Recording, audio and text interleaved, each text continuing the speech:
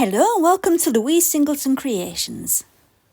In today's video I'm going to be using JDiction Epoxy Resin and Pigments to see how it performs when trying to create the dragon scale effect, which I've seen so many people do so well and I've never really tried it. So I'm going to be trying to make a coaster, well a giant coaster, with the dragon scale effect.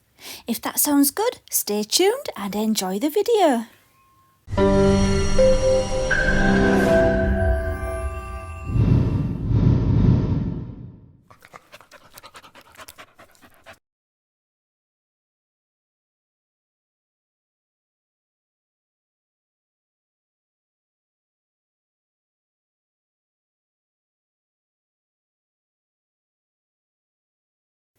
The resin which I'm going to be using today is JDiction's 2x UV Protection Epoxy Resin.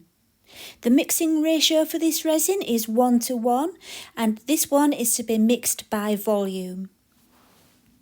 One of the things I love about JDiction's resins is they come with this handy stirring stick and you can never have too many stirring sticks.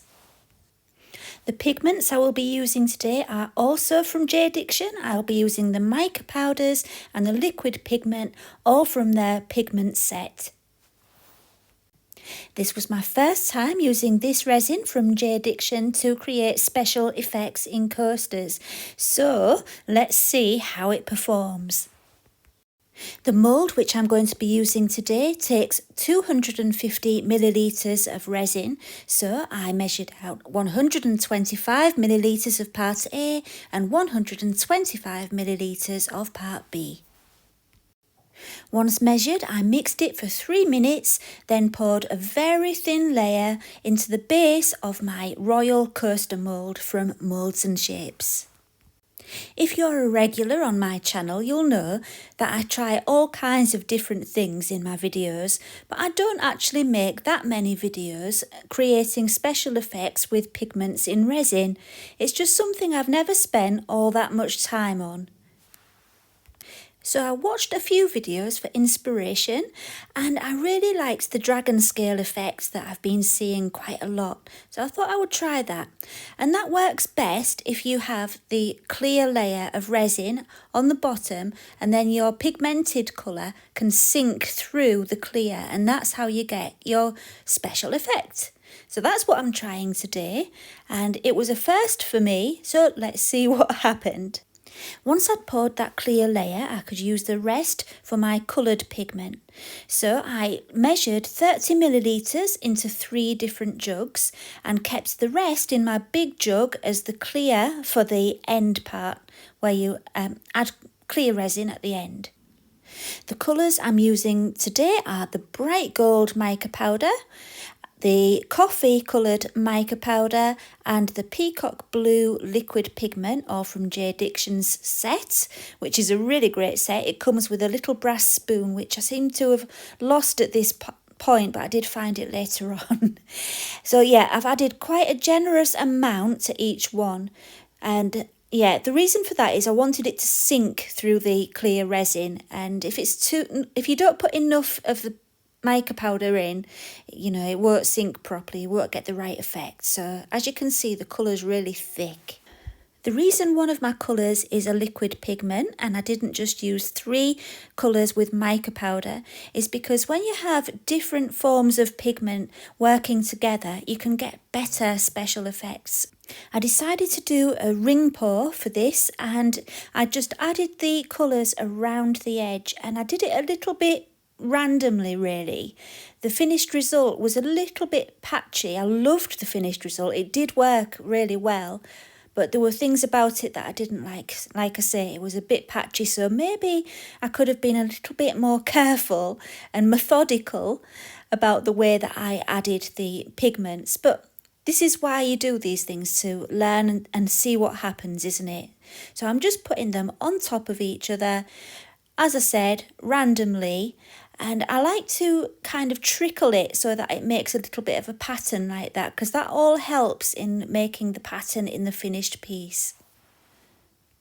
I'm going through the process of this quite quickly because this one wasn't my best one. I did 2. So I'll spend a little bit more time on the second one.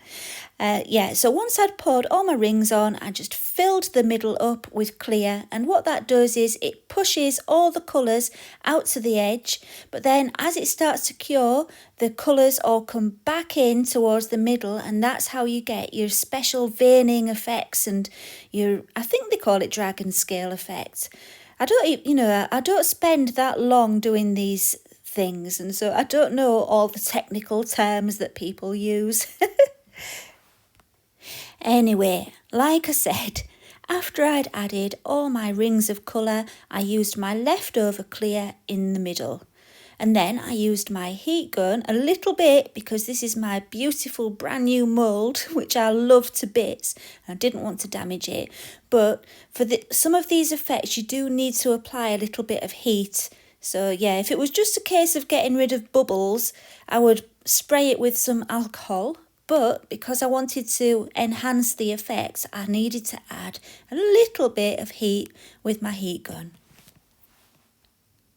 Once all that was done, I took my pot of gold flakes and added them to the tiniest bit of resin that was left in the bottom of the pot and mixed it all up. Then I just added a little bit to the middle and moved it around a bit so it didn't look like it was just in a solid blob. I don't like it when it's just like a little circle. I like to disperse it a little bit. And then I left it to cure. And then the next day, let's see what it looks like. So as you can see, the coloured resin went all the way to the middle. It completely closed up. I kind of knew that would happen because I could see that happening as I was pouring it. I think I just mixed up way too much. But let's see what happened. Right, so when you look at it close up, you can see I got all that beautiful veining. And maybe someone in the comments can tell me, is that what they call the dragon scale effect, or is that just veining? I'm not an expert on these things, I'm really not. But it is beautiful, isn't it? I love that. Like I said, it's a bit patchy. And the main thing I noticed was that the peacock blue, which I added first, was lost. You could see it on the edges. It looked quite nice on the edges, but it was lost in the design on the face of the coaster. And so I decided to do another one. And this time I added less coloured pigment and more of the clear pigment. So instead of 30 millilitres in each pot, I halved it and did 15. I really enjoyed working with the JDiction resin for this project. It was just the right thickness. It wasn't too thick, it wasn't too thin. It was really kind of in the middle and it worked perfectly. I didn't need to wait for it to thicken up or anything like that. I just used it as soon as I'd mixed it.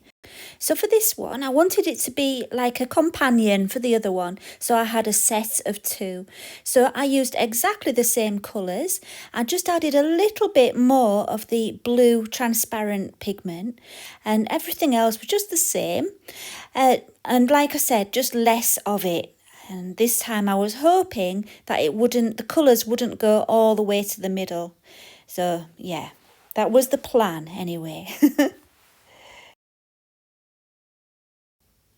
So I just did it exactly the same way as before, applying it in rings around the edge.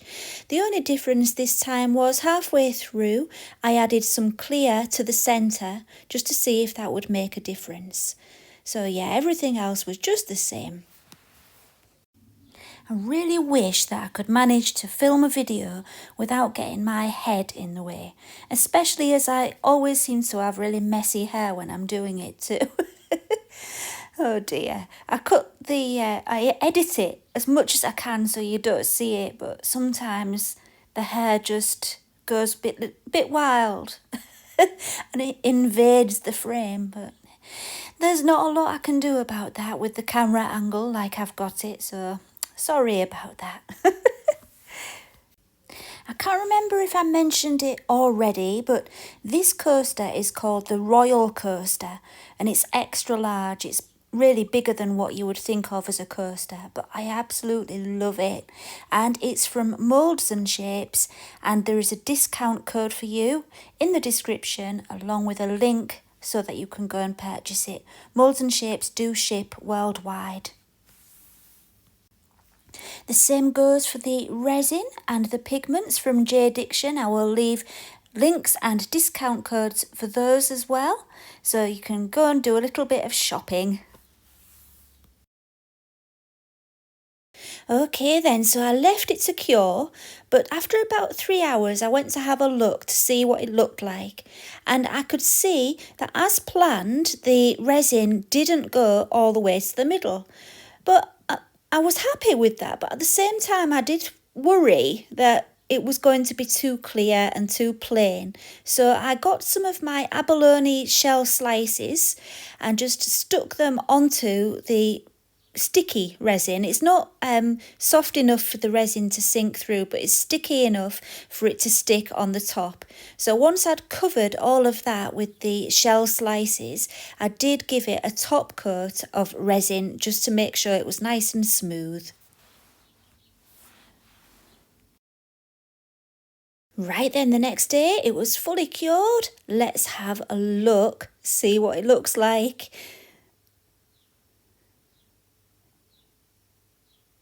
And there we go. So it's very, very similar in effect to the first one, except it didn't go all the way to the middle. And I like the way that it looks like a kind of window in the middle with that abalone shell in the background. I think that worked really well. I was really glad I put the shell in the background.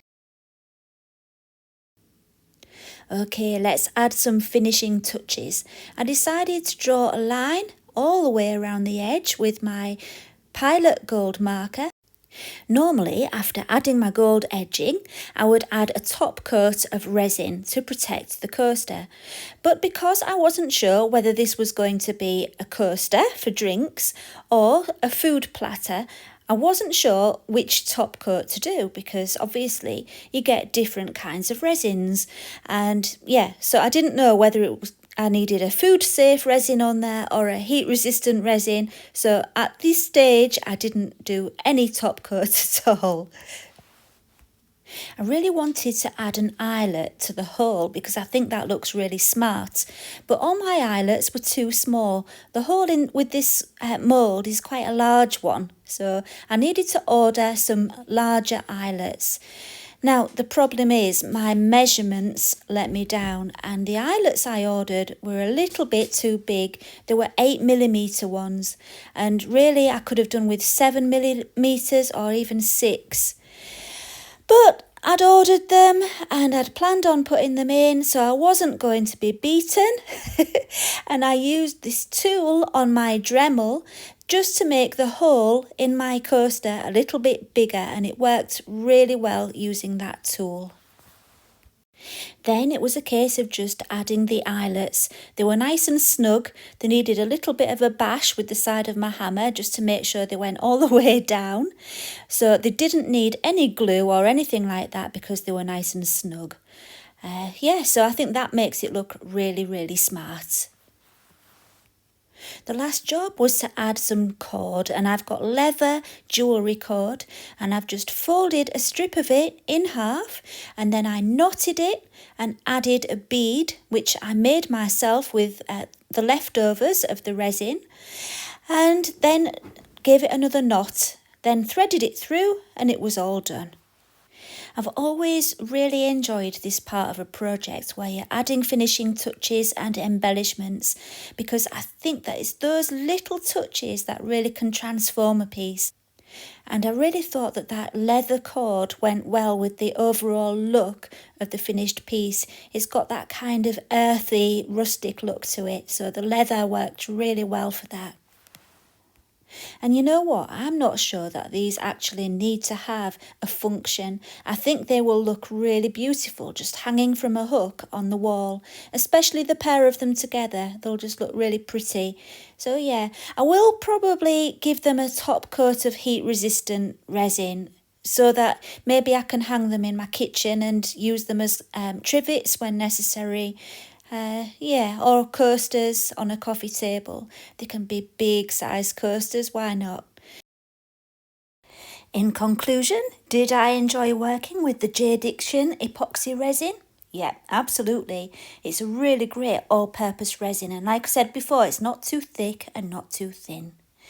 And would I use it again? Yes. I think the effects worked so well with this resin and with the pigments also from JDiction.